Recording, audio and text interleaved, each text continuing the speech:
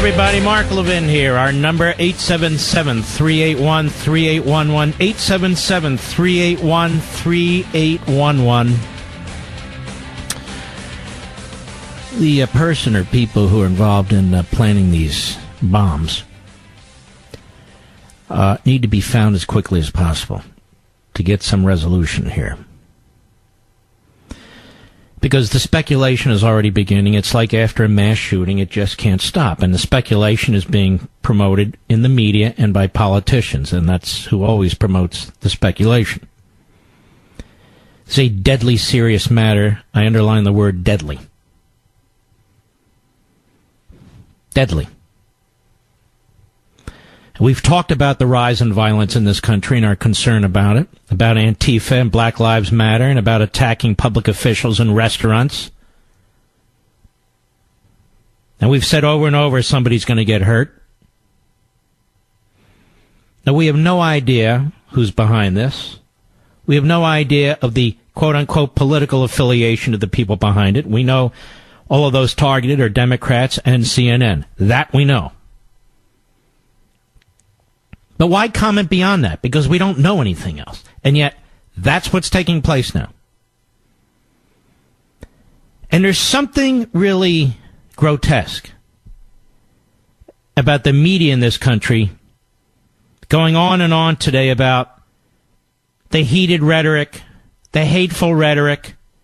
Do the media in this country understand that they are leading the charge on the heated and hateful rhetoric? Do you know, yesterday alone, Donald Trump, I counted four times, was compared to Adolf Hitler on MSNBC and CNN. 6 times he was called a racist. And yet they want to know if Donald Trump is responsible for the heated and hateful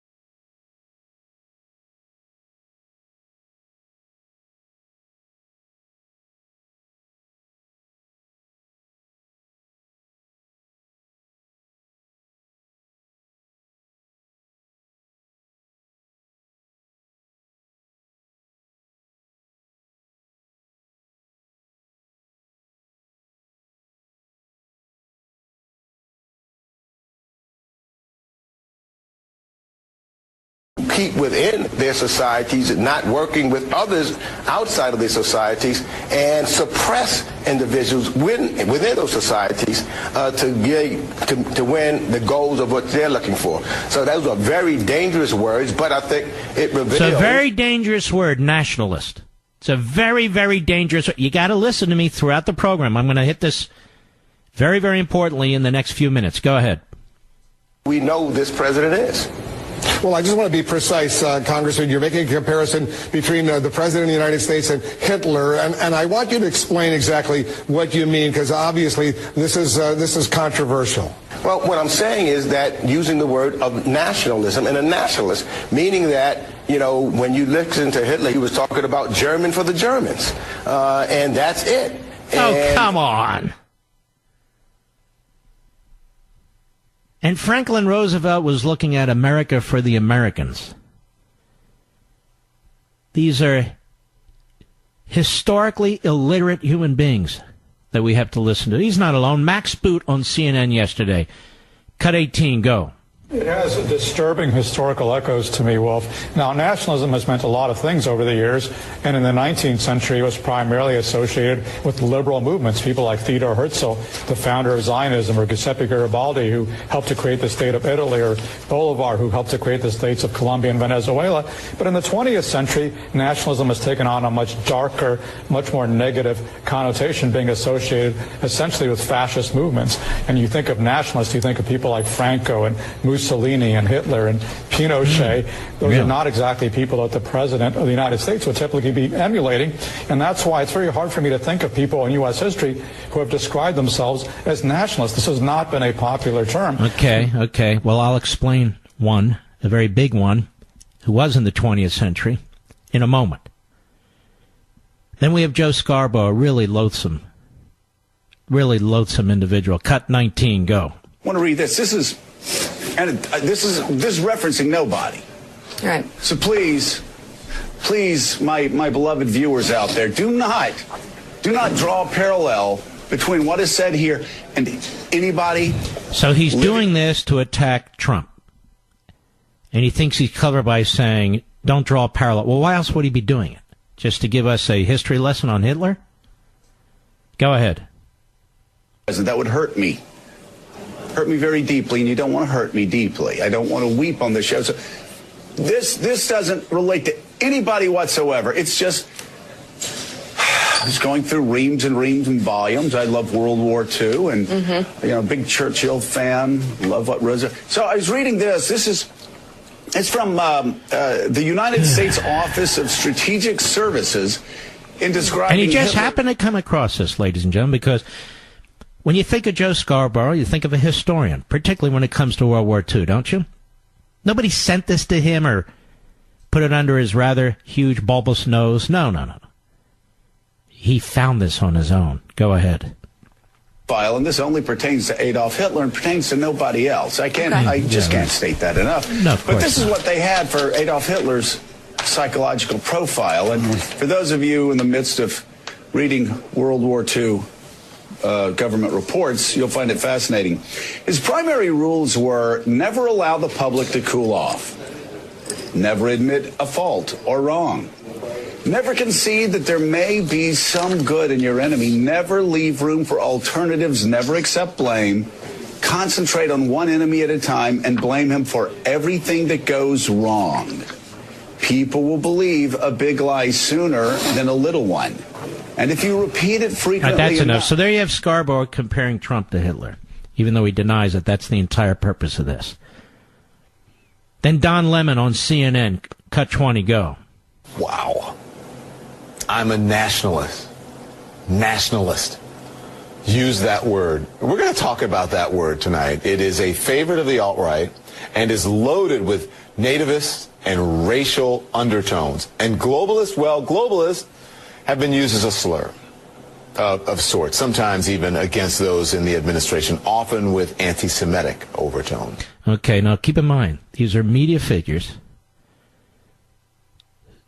These are hosts. Some claim to be reporters. And listen to how they talk. Is this cooling down the rhetoric? Is this bringing the country together? Is this news? Is it even news at all? Then there's Peter Alexander, White House correspondent on MSNBC. I'm getting somewhere with this, folks. Please stick with me. I can't do this stuff in quick sound bites. Cut 21, go. And Peter, can I ask you also about his using the word nationalist, saying, out loud, I am a nationalist. How does the president kind of conceive of that term? Because it doesn't in many ways have racial undertones. It has racial undertones? Racial overtones? The word nationalist? Go ahead.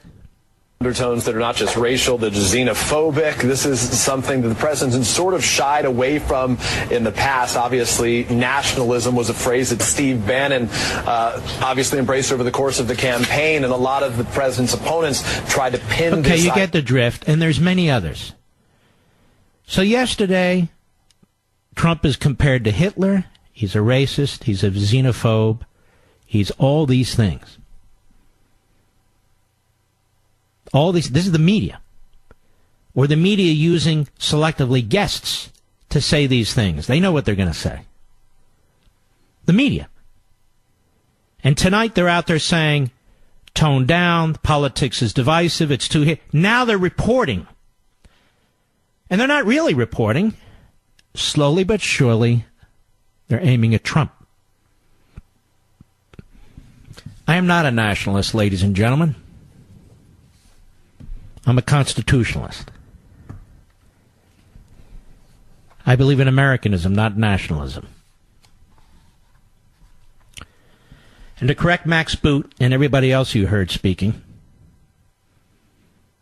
one of the leading progressives of the last century, progressives, he ran as a third-party candidate as the head of the Progressive Party, was Theodore Roosevelt.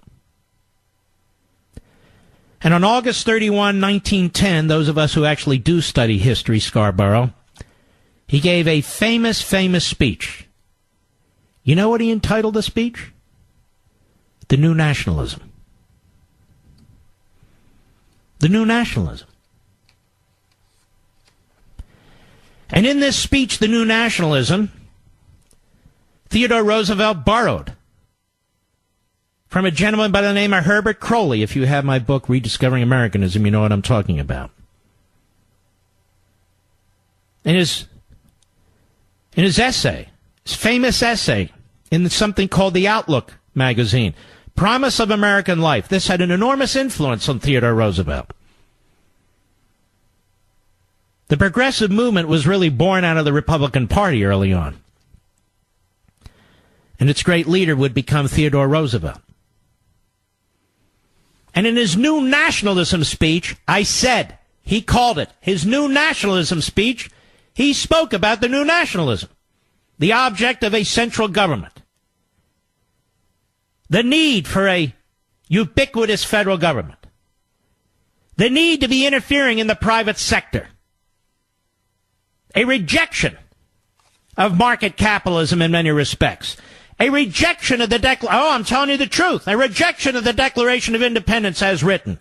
A rejection of the separation of powers that confines the ability of the federal government to help people. And it was all the rave on the left, on the progressive left, the new nationalism. So, why do these people in the media compare Trump to Hitler? Why do they call him a racist when he uses the word nationalist? The criticism should be, that's a progressive term. The progressives own that word in the 20th century. But Don Lemon is a moron. Joe Scarborough is a moron. Max Boot is a fake. Gregory Meeks is a moron. Peter Alexander, the White House correspondent, a moron. This is a phrase, a word,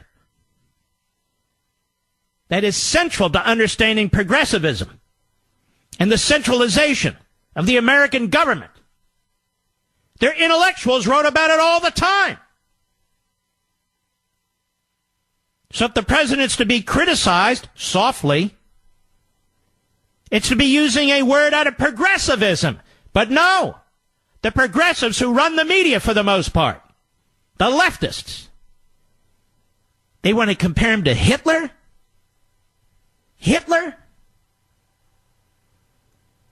Hitler who rounded up millions and millions of people and slaughtered them?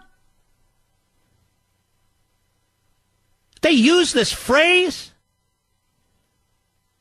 and they wonder why people are angry at them, and they wonder why people despise them, and then tonight they tell us we got to cool the rhetoric, we got to unite the country, and then they start slowly but surely moving their hand to point their finger at Trump yet again.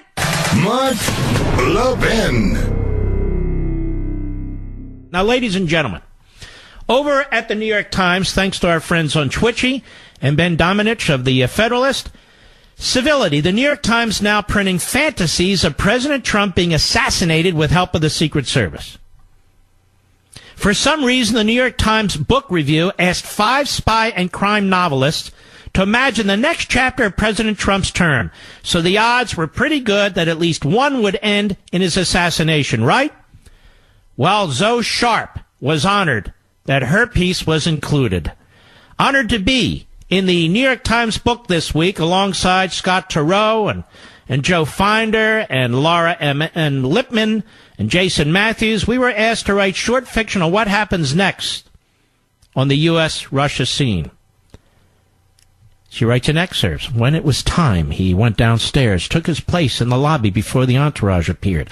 The hotel staff had been lined up to see their boss, the president, go by. Few of them applauded. Most did not. The president didn't seem to notice. He waved in his desultory fashion. The Secret Service agents clustered around him, ushered him toward the armored limo, idling outside at the curb. The Russian waited until they were a few steps before he drew the gun.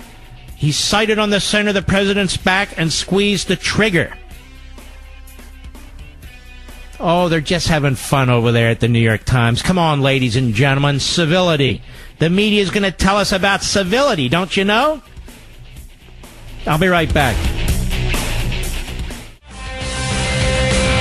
Hello, everybody. Mark Levin here. Our number, 877-381-3811, 877-381-3811. By the way, when the midterm elections are over, I'm going to tell you a few of the people we invited on the program who politely said no because they told us they're trying to appeal to moderates and Democrats. Right, Mr. Producer? So I'll let you know who those are.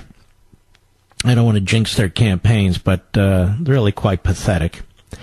The vast majority of people we've invited, that's really only 2, have been very excited about coming on because we don't have a lot of time, and given the events of the last few weeks, and we're duking it out right now, as my dad will want me to do and as we want to do, right?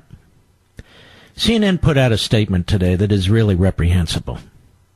So in the face of these bombs, these packages that have been sent out, Jeff Zucker, President CNN Worldwide, he puts this statement out. There's a total and complete lack of understanding of the White House about the seriousness of their continued attacks on the media. The President, and especially the White House press secretary, should understand their words matter. Thus far, they have shown no comprehension of that. Now, Mr. Zucker, I would say to you that when you watch your shows, are you proud of them? When you watch Don Lemon and Camerata and Chris Cuomo, who you promoted, you must be very proud of them. You must be proud of guests who reference Adolf Hitler when talking about our president, guests on your program and hosts and anchors who go on about the president's mental instability, his racism, his xenophobia. You're responsible for that, Mr. Zucker. You have destroyed CNN. Others have commented on it. Jeff Greenfield has commented on it. The founder of CNN has commented on it. Ted Turner.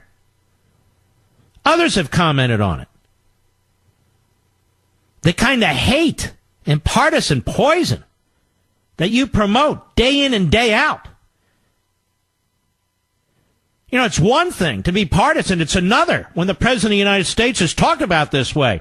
Maybe you should try first, Mr. Zucker. You should try first. What news do we get from CNN anyway? It's not like the old news networks. It's not like the old newspapers, pamphleteer, nothing. We don't get news from CNN. If we do, it's very, very limited, quite frankly. So immediately, CNN attacks Trump if they can't help it. I'm surprised they didn't call him Hitler again today. The media have a lot of responsibility for the tone and the intemperate behavior that's taking place. Don Lemon in particular, refused to flatly condemn Antifa. He eventually was somewhat critical of it. A Hillary Clinton stooge, Philippe, whatever the hell his name is, was on Tucker Carlson's show last night on Fox. Encouraged people getting in the faces of members of Congress and others. What's the problem, he said. What's the problem?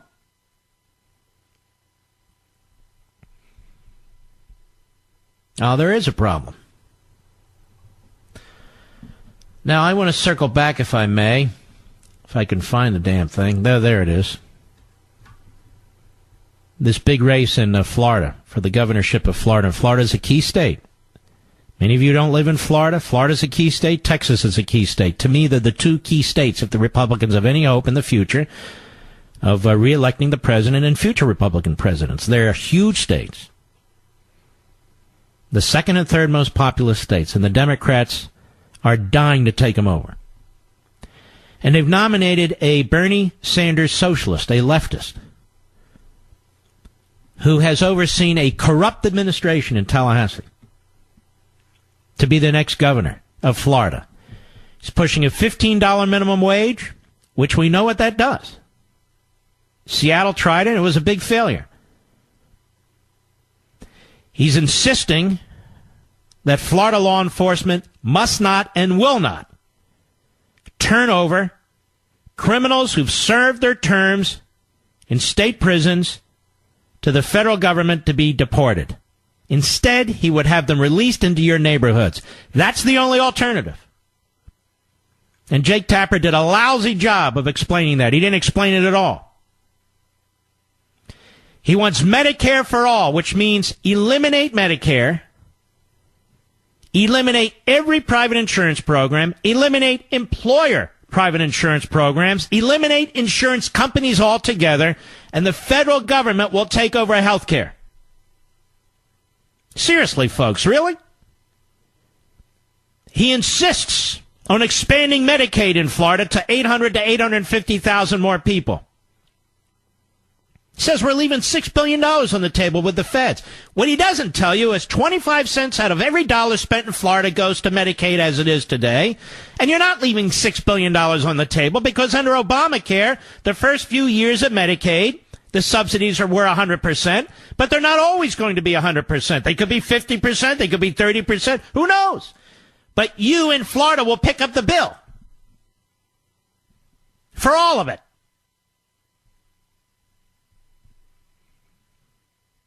The reason you have growth in Florida is because you have people moving to Florida who want to set up businesses or who want to retire there and spend their money there because you don't have a state income tax. That's the main reason. Well, he wants to increase taxes 40% on businesses, and that won't be enough. You watch. He's going to push for a state income tax. We've seen this happen. When Democrats take over these red states, they don't have taxes, income taxes. But here's the thing. The guy's corrupt. You're not allowed to say these things or you're called a racist. Well, you know what? Screw that. Screw that.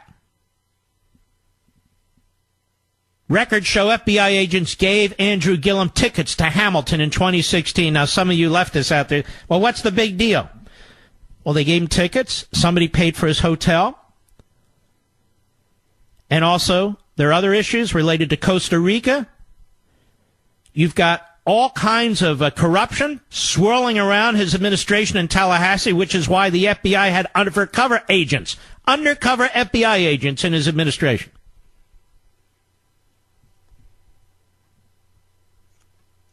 according to the TampaBay.com site. Undercover FBI agents paid for Tallahassee Mayor Andrew Gillum's hotel room and his ticket to the Broadway musical Hamilton during a 2016 trip to New York City, according to a bombshell trove of records that raises new questions 2 weeks before the November 6th election for Florida governor. He has been lying about this through his teeth, and I'll get to that in a minute. Among the records released, and CNN and MSNBC won't even touch this story. Neither will any of the big networks. They won't touch it. It's all local news. Because they promote him like they promote this fool Robert Francis, quote-unquote, Beto O'Rourke in Texas. Right, Mr. Zucker? Among the records released this past Tuesday, photos, a video, and dozens of text messages between Gillum, who's the Democrat nominee for governor, former lobbyist Adam Corey, and an undercover FBI agent. They appear to contradict Gillum's explanation for the expenses, which have been made a major issue by his Republican rival Ron DeSantis. Gillum's campaign has maintained and continued to do so Tuesday. So after the release of the records, they continue to lie. That Gillum's brother, Marcus Gillum, handed him the ticket the night of the show. He didn't want to know from Butkus. His brother just gave me the ticket. What's the big deal? That's not what happened. The text messages at the time of the trip show Gillum was told. He was told the tickets came from Mike Miller, an FBI agent looking into city corruption who was posing as a developer. Came from Mike Miller, posing as a developer who was an undercover FBI agent.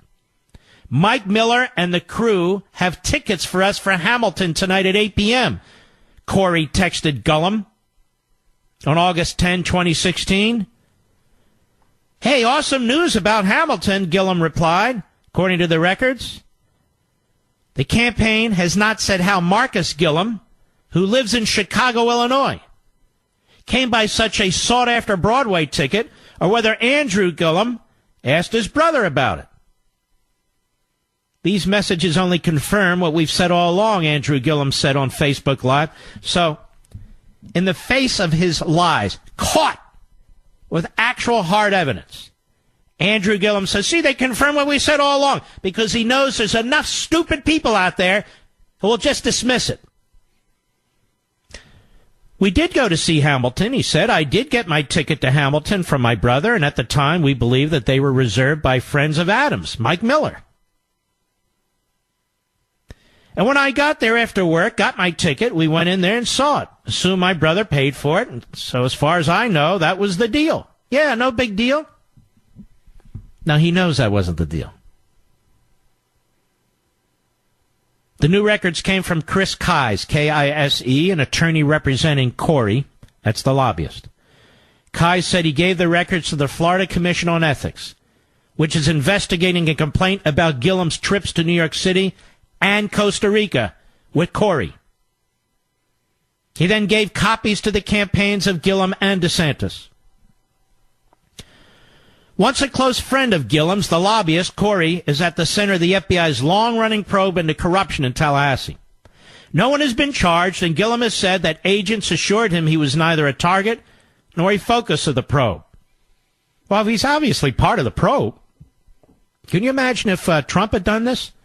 Those impeachment charges would be all drawn up by now. Gillum has repeatedly given vague answers to questions about who paid for the New York City trip. His avoidance of a direct answer became pronounced during a Sunday debate on CNN between DeSantis and Gillum. And by the way, Jake Tapper did nothing to follow up. Nothing. Did you pay for the Hamilton tickets? DeSantis asked. First of all, I'm a grown man, Gillum replied. My wife and I take vacations. We pay for our own vacation. No, you didn't. You're a grown man and you didn't pay for your own vacation. I don't take free trips from anybody. Yes, you did. You took a free trip from the FBI. I'm a hard-working person. I know that may not fit your description of what you think people like me do. Listen to the race car. But I've worked hard for everything that I've gotten in my life. Well, you didn't work hard for that hotel room, and you didn't work hard for those tickets, pal. We used to call that graft where I grew up. But notice, I don't take free trips from anybody. I'm a hardworking person. I know that may not fit your description of what you think people like me do. Sickening. The new records go beyond Broadway tickets. They show that undercover FBI agents posing as businessmen were working for months to get an out-of-state meeting with Gillum, and that Gillum appeared willing to oblige them. In June 2016, Corey, the lobbyist, texted Miller, the undercover FBI agent, telling him that he would discuss options with Gillum. I just want to make it a good trip, and Sweets and B will be booked on something else if we don't lock something down, Miller replied. Mike Sweets and Brian Butler were the two other undercover FBI agents posing as businessmen. The lobbyist Corey then followed up proposing to meet in Las Vegas. AG Andrew Gillum thinks Vegas in August is an easier option for him, Corey texted Miller, referring to Gillum. He's double-checking availability with his office now. Stand by. So instead of Las Vegas, they met in New York while Gillum was attending a conference on behalf of the People for the American Way Foundation, a liberal advocacy group that employed him. That would be a left-wing group.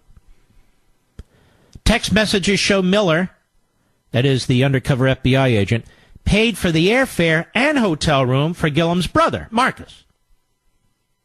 Send me the mayor and his brother's information and I will have my girl book their flights, Miller wrote. Corey, the lobbyist, replied that Gillum had already booked his flight, but he would send his brother's information ASAP. Just tell them to let me know what their flights cost, and I will cover it, Miller said. The ethics complaint was filed against Gillum in June this year, and Gillum met with investigators in early September. Keyes, the attorney for Corey, the lobbyist, was issued a subpoena for records on October 15, last Monday. Was releasing the records now because they were going to become public anyway. He said they showed Corey did not participate in any criminal activity. It's rare but not unprecedented for the commission to use its subpoena power as it did in the Gillum case. By law, ethics complaints are confidential until they are dismissed. A probable cause finding is made or the target of a complaint voluntarily waives confidentiality, which Gillum did not do. Now, the document dump on Tuesday was the type of event Democrats feared when Gillum won the party's nomination in August, but hoped would never come. Though supporters generally dismissed the significance of the texts and emails between Gillum and lobbyist Corey, one Democrat consultant acknowledged that anyone on the fence about Gillum could be deflated. The timing of the release, exactly 2 weeks before Election Day and on the second day of early voting, comes during a key period and goes on and on. But the Democrats don't have a problem with this. Hillary Clinton was in South Florida a couple days ago. She raised $2.5 million for Gillum.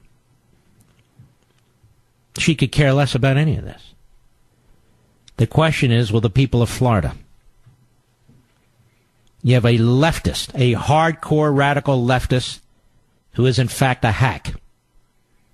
I'll be right back. Well, I have a short period of time here. Boy, are these elections consequential, aren't they? I really don't believe we want to turn any element of the federal government, at least not right now, over to this force on the left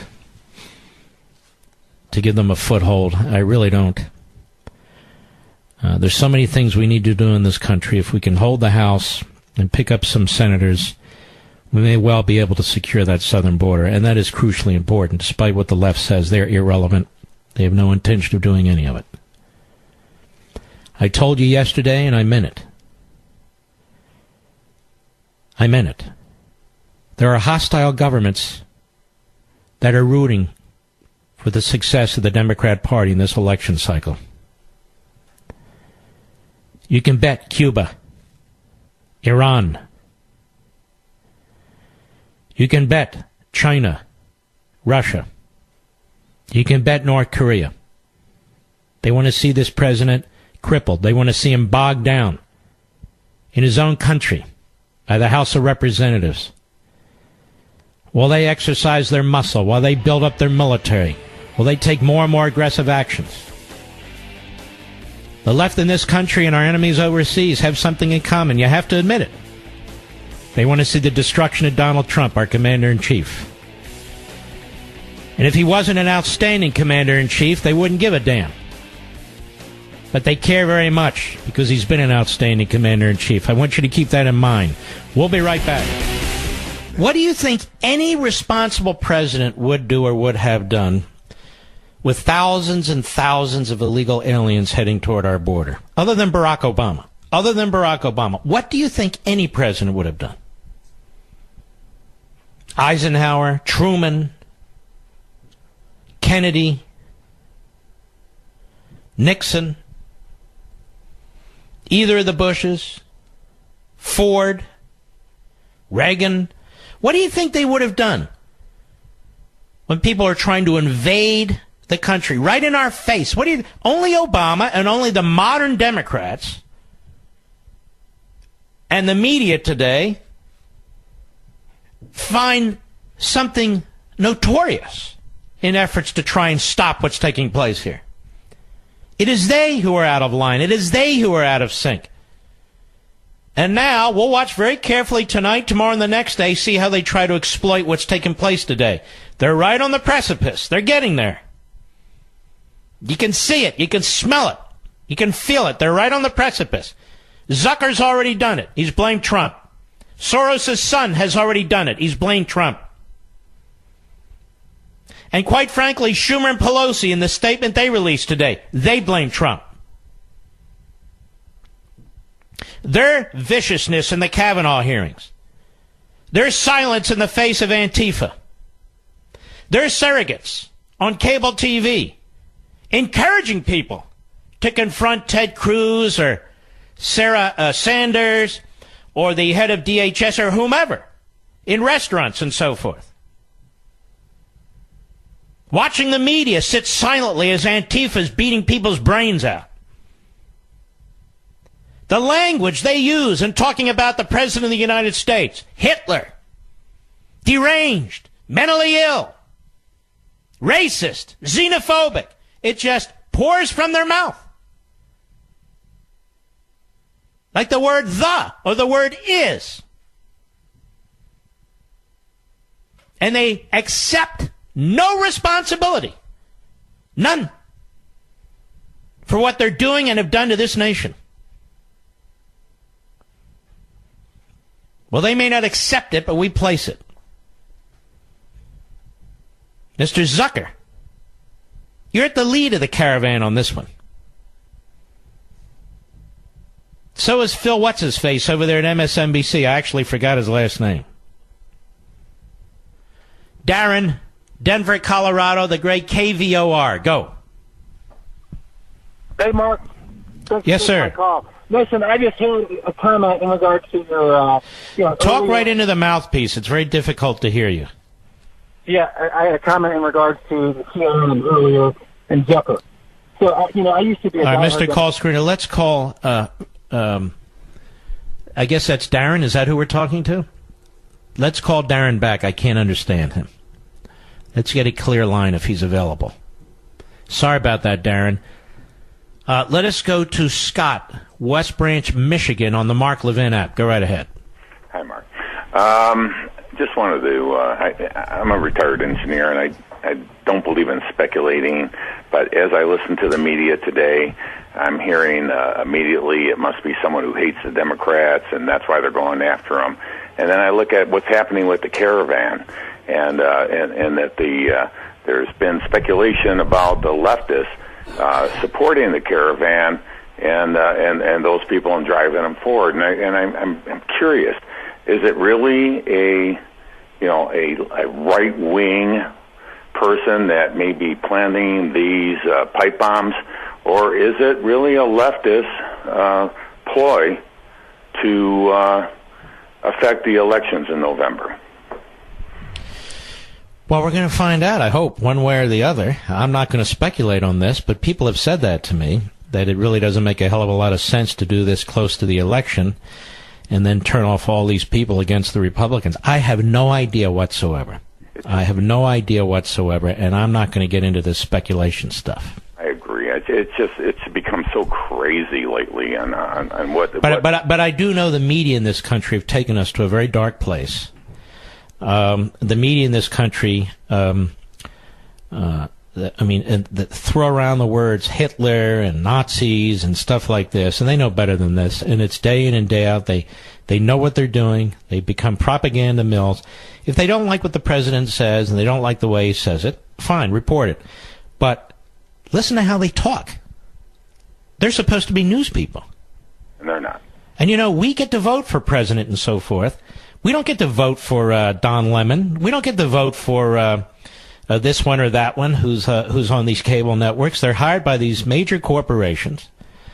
And other than Fox, which really is balanced, when you look at some of the liberals they have on there, and some of the libertarians who are also liberals in many respects, depending on who they are on Fox and so forth, some of the former Obama staffers that they hire there. When you look at these other networks, they're propaganda mills. All right, my friend, I appreciate your call. Let's go to Mike, Tallahassee, Florida, the great WFLA, our great affiliate there. Go right ahead. Hey, just listening in on you tonight, and you're spot on our mayor. I've been in Tallahassee for 36 years, and conservatives in Tallahassee, a very liberal town. But in previous years, we've had Republican leadership, but it really comes from outside the city, a statewide leadership. But our mayor, it's hard to believe he's our mayor. It's really hard to believe he's won the Democratic. Yeah, the problem is the people outside of the Tallahassee metropolitan area really don't understand who this Gillum is, and he's spending millions and millions of dollars and getting an enormous amount of free media remaking himself.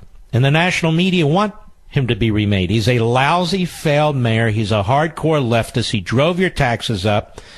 Crime is up, despite what he says. He's run that city into the ground. Well, I don't know where his income comes from. He's been working for Norman Lear, People American Way, and for Soros for years, since he's been in college.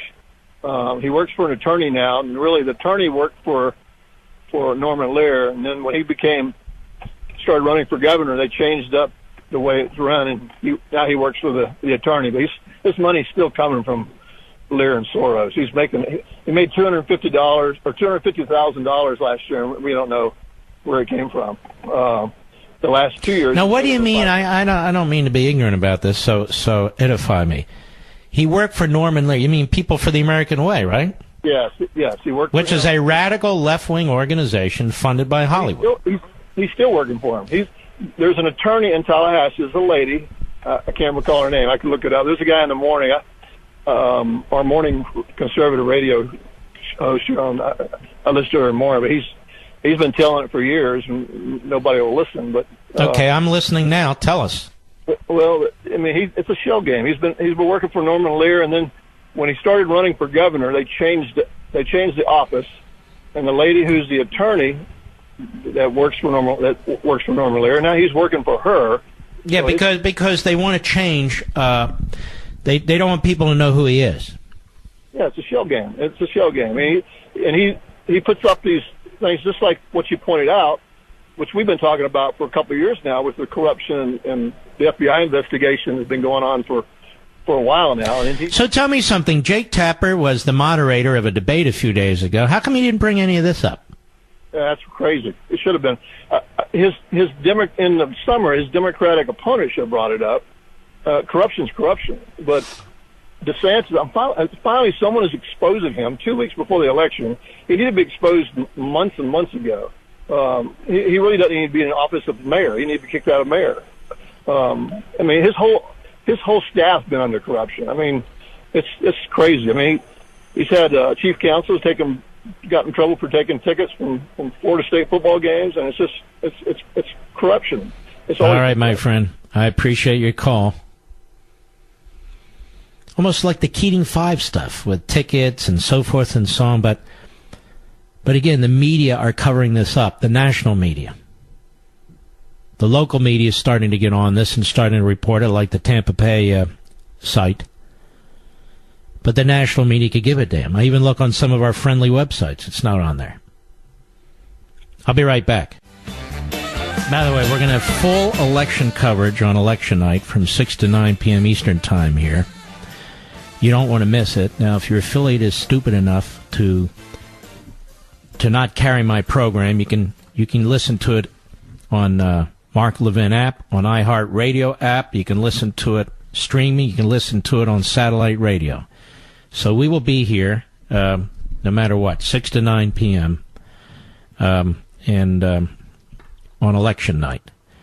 And nobody covers these elections better than I. We have a historical record here that's really quite amazing. I think you'll find it really amazing. I want you to listen before I go to CRTV to Andrew Gillum on Facebook Live today when he was caught in his lie about taking tickets from the FBI in a hotel room and so forth. Cut 12, go. The Republicans obviously want to distract, want to suggest. All along throughout this trail, they've wanted people of the state to believe that somehow I'm haven't deserved what I've gotten. I'm unethical, participate in illegal and illicit activity. I mean, you name it.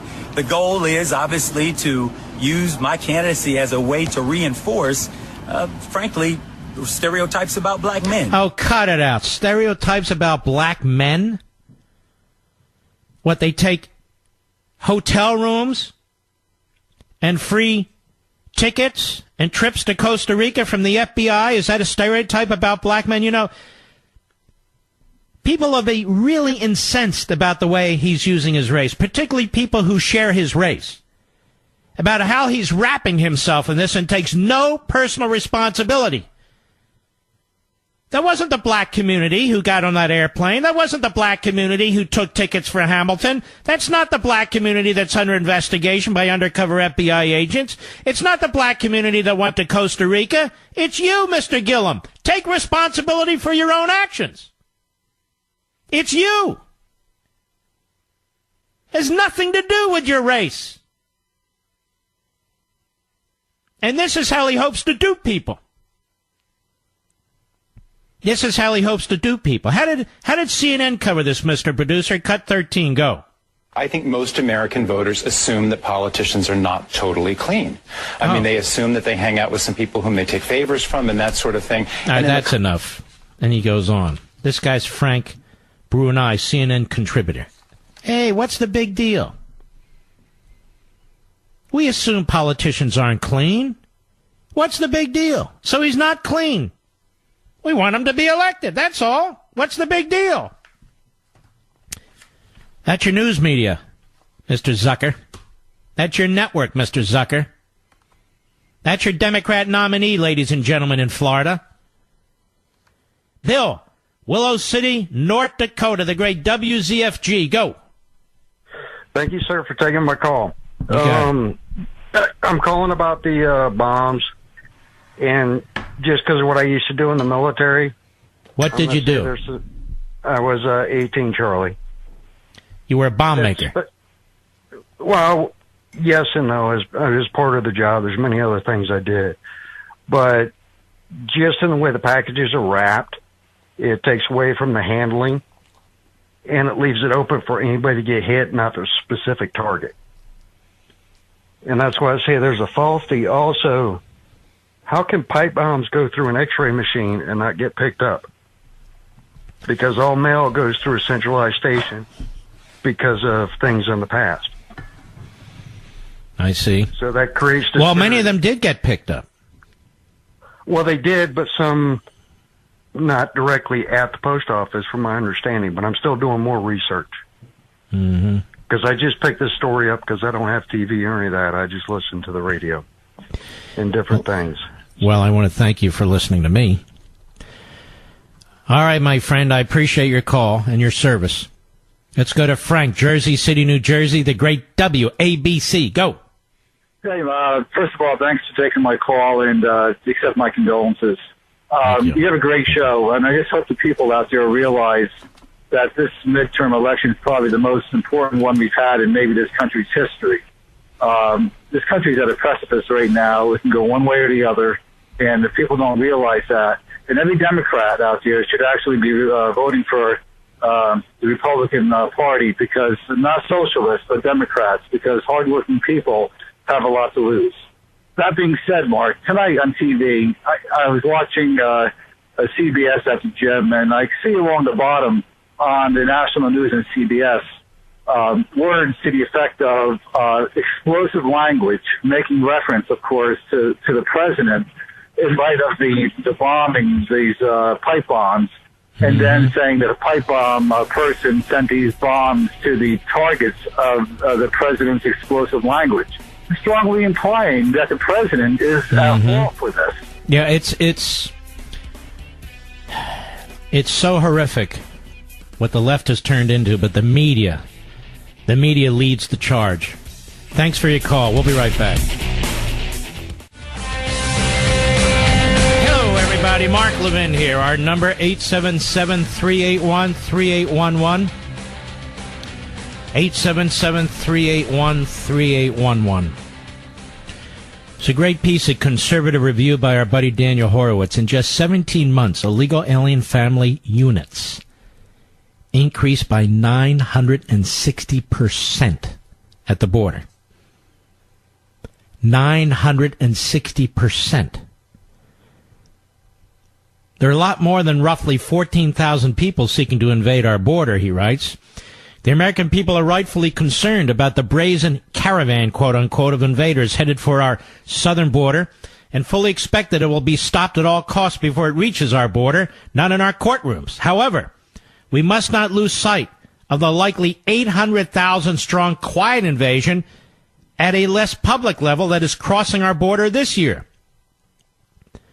Brand new data from Customs and Border Protection should mobilize Trump and Republicans to not just focus on the caravan, but on finally stopping the broader invasion in its entirety. According to Customs and Border Protection, that's CBP, roughly 400,000 illegals were caught sneaking in between our points of entry in fiscal year 2018, and it's not even over.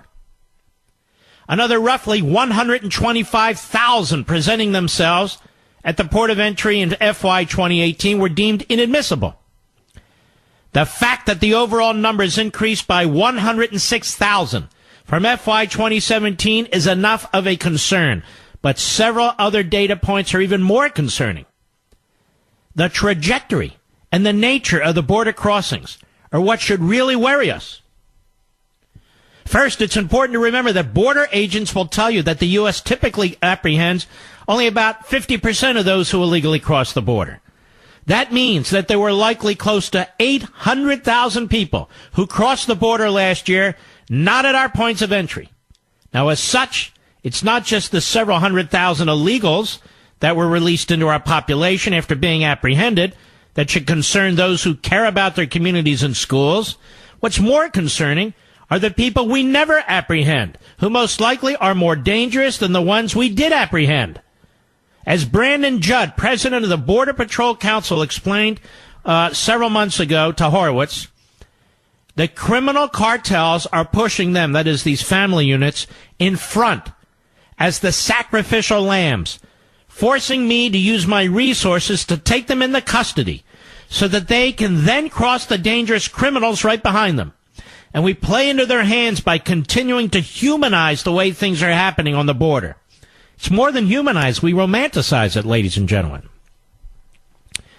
Now, just from a drug crisis standpoint, the hundreds of thousands of undetected illegals coming in every year, thanks to the fake sympathy over families, is terrifying. As the LA Times wrote in a recent report, quote, Chinese companies send fentanyl in small quantities to dealers in the United States or Canada, but ship the drugs in bulk to criminal cartels in Mexico. Well, then what happens? The cartels then mix the synthetics into heroin and other substances, or press them in the counterfeit pills. The product is then smuggled across the border. So you have the Chinese government working with Mexican cartels. The president is signing a series of opioid bills today, all of which fail to recognize this premise as the main cause of the 72,000 annual deaths. The next data point that should concern us is the trajectory of the increase, which is unfathomable. While the overall numbers aren't higher than they were during Obama, that is because the numbers dropped to a once-in-a-generation low during the first few months of Trump's presidency, just based on the perception that he'd enforce our sovereignty. Since illegals saw that nothing changed, the numbers surged beyond belief, and the president has been trying over and over again. He's been telling us he wants to make changes, but the Democrats in Congress are blocking him. And so are some Republicans, by the way. A total of 16,658 family units, these are nuclear families, were caught between the points of entry in September, a new record and a sharp spike from the previous months. In total, 161,113 family units were apprehended this year. Remember, only 1.4% of the family units apprehended last year were deported, so almost all of them remain in our communities, along with the nearly 500,000 others who were never apprehended, and this is growing every year. So now we've gotten to almost 700,000. And it goes on. This is an incredibly serious matter, of course. National sovereignty, the rule of law, the nature of our immigration system. It's being openly and brazenly violated, and not just by aliens, by people in our own country. By people in our own country. Now, we spent a lot of time last night. It's been picked up by a lot of news outlets, conservative news outlets, since today, as we have in the past on this issue, pointing out the hypocrisy of the Democrats. Hillary Clinton, Bill Clinton, Barack Obama, Bernie Sanders, Chuck Schumer, and many others. Harry Reid. The positions that they took 10 years ago, 15 years ago, 25 years ago. The positions that they took on illegal immigration. First of all, they called them illegal immigrants. As recently as 2009, 2010, Chuck Schumer called them illegal immigrants. As a matter of fact, he admonished his audience in 2009. He said, look, if you don't use the word illegal, then you lose essentially the moral high ground. What is this undocumented stuff, he said. Now, of course, he's reversed course, because they're all about power and politics, not about country. So what's the point? The point is the Democrat Party is not even the Democrat Party of 10 years ago. It's certainly not the Democrat Party of 20 years ago. Its position on immigration, like its position on economics, like its position on the military, like its position on health care, embraces increasingly radical policies and attitudes. And it's not going to get any better. It's going to get worse. If the media really want to understand the division in this country, they need only look at themselves and look at the course the Democrat Party has taken. You have a party where John Kennedy couldn't be nominated for the presidency today. You have a party where Bill Clinton couldn't be nominated for the presidency today. You have a party that wouldn't nominate Harry Truman for the presidency today. And I could go down the list. And so now you have individuals who want to out-radical each other. Tell me, who is a centrist in the Democrat leadership? Or a so-called moderate? Can you name one? Just name one. Well, I can't name any. I don't see them. Do you? All right. By the way, we have a wonderful guest at the bottom of the hour. I told you each night now we'll have one or two candidates on here. There are many who are deserving of support, and you know who they are, but it doesn't work that way on radio. This can't be a conga line of candidates. Let's go to Billy, Los Angeles, California, 870 The Answer, KRLA. Go. Mr. Levin, thank you very much for taking my call. I just want to I just want to add in my little 2 cents here. I'll be real quick about this caravan. California, it's not a caravan, it's an invasion. It is an invasion, and I don't know why I called it a caravan. It is an invasion, and Los Angeles... Like I said yesterday, next thing you know, they'll call it a parade. Anyway, go ahead. Yes. Los Angeles is becoming Tijuana. They've just made this new law where anybody could sell anything on the sidewalk. And if you drive around on the weekend through Los Angeles, it looks like Tijuana. And well, isn't that nice? Pardon? So we're assimilating into Tijuana rather than the other way around. Yeah, and I've had people at work saying, well, you should speak Spanish. You should learn Spanish. And I don't want to learn Spanish. Why should I? Yeah, and I come from a very democratic family. I come from Scranton, Pennsylvania, where my family were coal miners. And the Democratic Party really looked out for the working class, and they don't anymore. The Democrats have completely gone so far left that they don't care about the working class in America anymore. And, the biggest thing that bugs me, I want the wall, but I think the biggest thing that could be done is it's both sides. It's if you really enforced E-Verify and you went to these people and you said, okay, every illegal alien that you hire, we're going to fine you $10,000 a week. And I think Trump was behind it.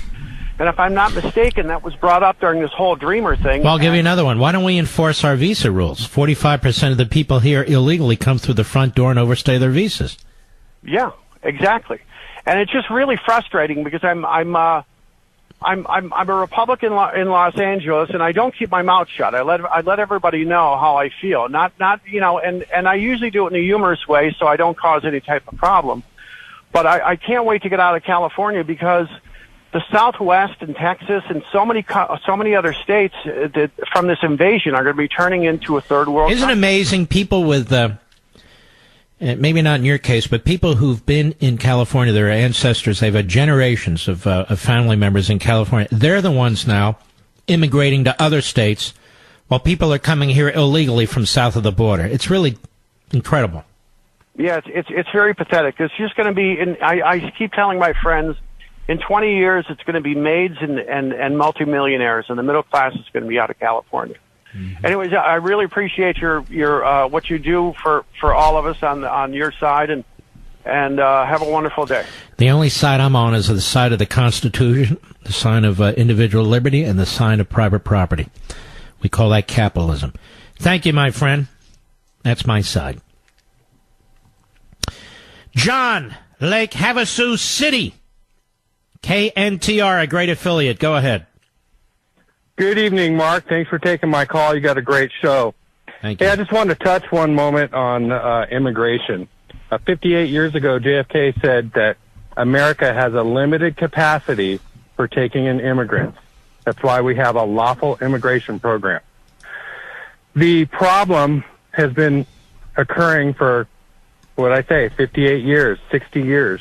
We've had immigration problems. It was a problem back in 1960. It's a problem today. The people that are responsible are the tenured Congress people in the House and in the Senate. Okay, the people have been there 25 and 30 years. What can we do to solve it? People want term limits. People want. Well, why don't you tell me what we can do to solve it? The term limit. Mm-hmm. Well, you think Congress is going to pass term limits?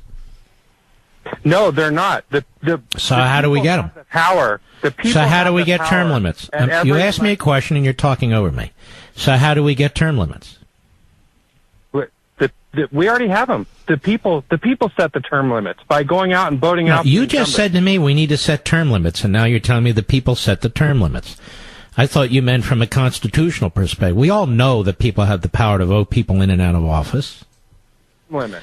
We have term limits. Thanks for your call. I can't stand it when I can't communicate with somebody and have a conversation.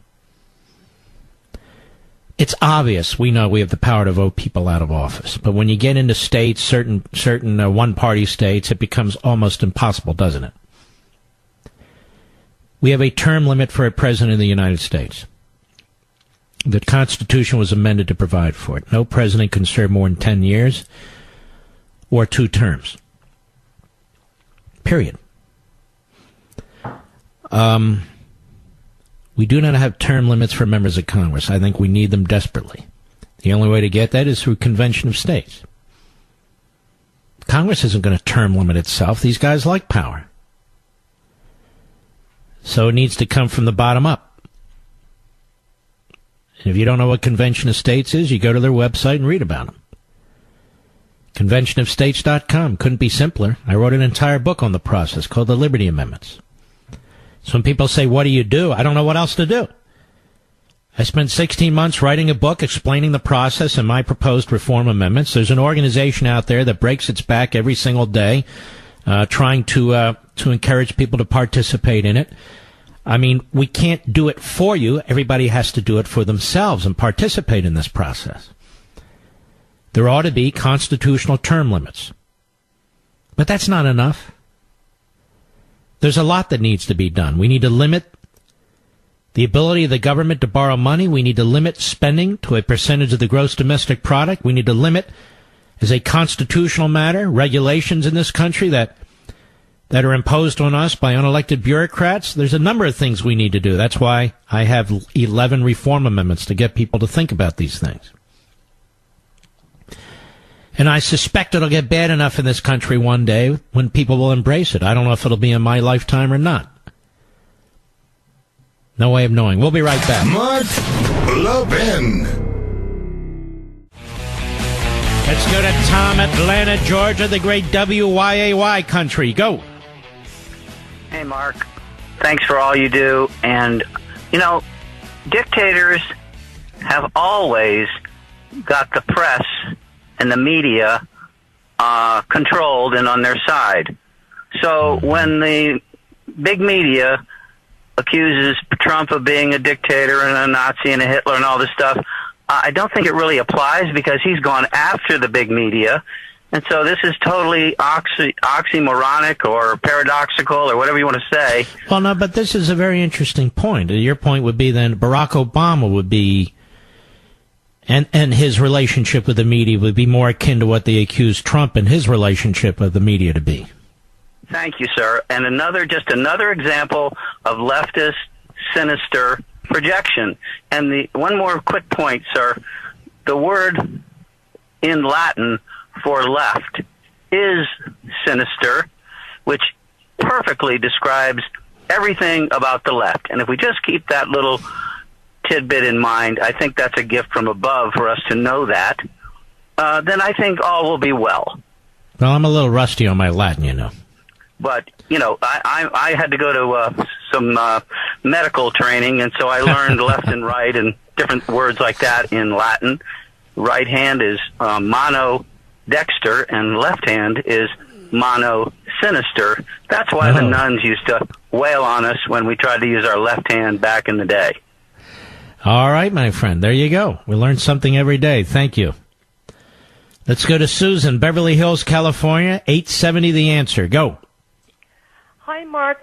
Thank you for taking my call. As I was telling your screener, this has been so obvious to me what the left is doing.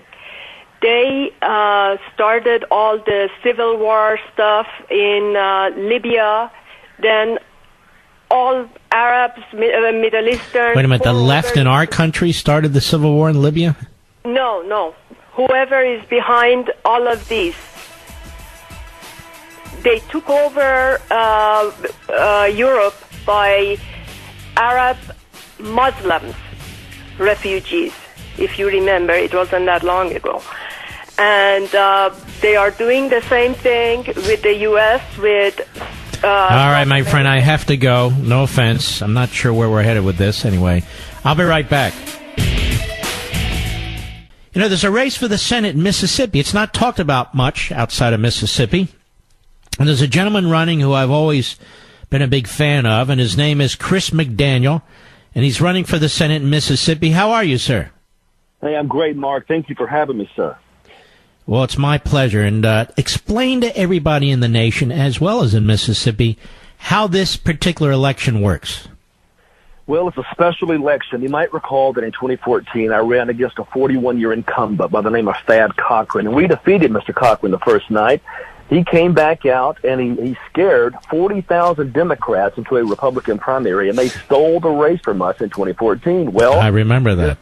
Yes, sir. Just like the establishment does, they then time Senator Cochran's stepping down perfectly so they can hand-select the next senator from the state of Mississippi, which so happens to be a lifetime Democrat, Hillary Clinton supporter by the name of Cindy Hyde-Smith. So they appoint her to the position, and now that means we're in a special race to fulfill the remainder of Thad's term. So 4 people in the race, nonpartisan. That is, no parties declared. And what happens is the top two advance to a 3-week runoff after November the 6th. But the bottom line here, Mark, is here we are again. Us versus the establishment. Conservatives versus the same old machine. And this time we're going to take them out. Why would the governor, Brian, I believe his name is, why would he appoint somebody who's been a lifelong Democrat, who voted for Hillary Clinton, who more recently became a Republican? Why would he appoint her to the Senate?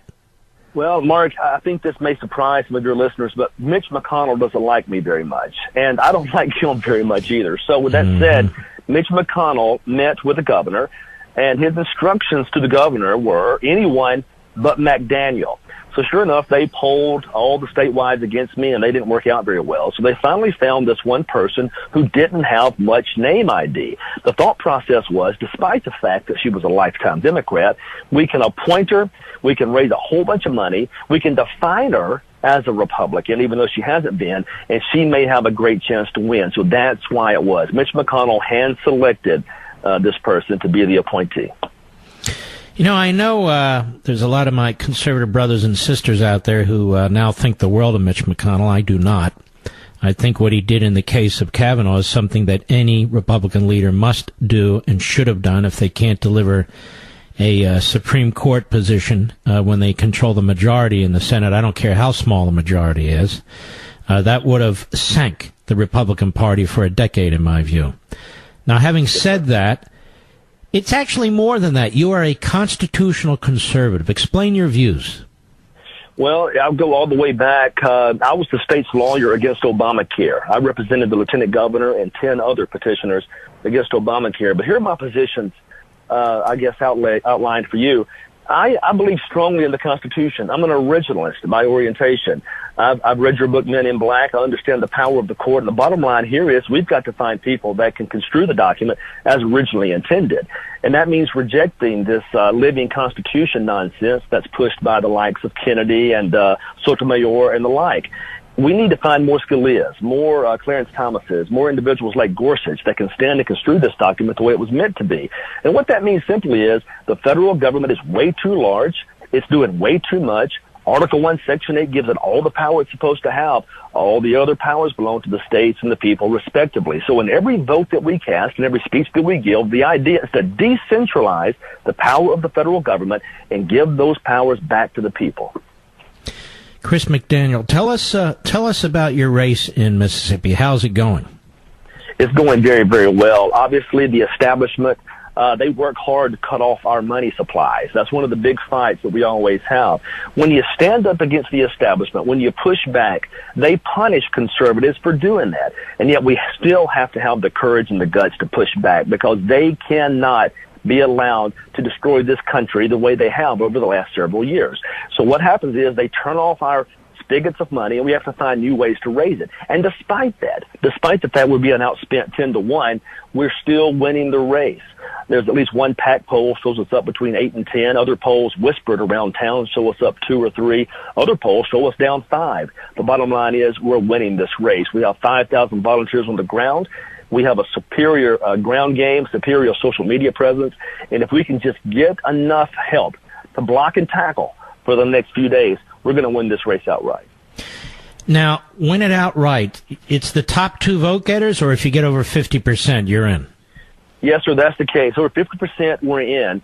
But there's good news there in any event, despite the fact if we just barely get under the 50% and we're forced into a runoff, that naturally makes us the winner, and I'll tell you why. It's called enthusiasm. It's called motivation. Our base is ready to fight. They're ready to rumble, and we have a lot of people out there. They're going to vote rain, sleet, shine. It doesn't matter. So we're excited about that. So if the people around the country want to assist you with donations, and the people in Mississippi want to assist you with donations and going door to door, where do they go? McDaniel2018.com is the website. McDaniel2018.com. And, of course, on social media, Senator Chris McDaniel on Twitter and Facebook. And I'm going to tell you something. I want you guys to think about this. If you can't find a conservative in a state like Mississippi to fight for you, where are you going to find it? New York can't do this for you. California can't do this for you.